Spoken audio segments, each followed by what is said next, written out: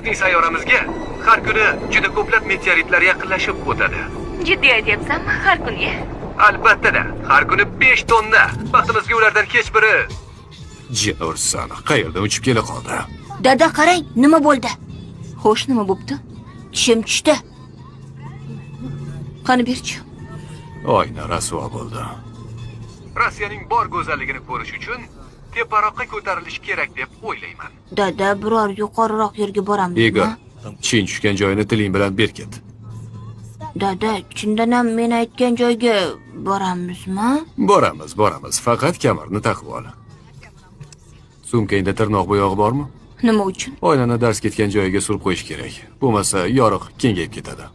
Shuni ta'kidlash kerak, na meteorit, na asteroid, na ularning yomg'iri yerga hech qanday xavf Bu solmaydi. yaxshi emas. Nima uchun? Ular xavf yo'q dedimi? Aniq boshimizga nimadir yog'iladi. Hazillashdim.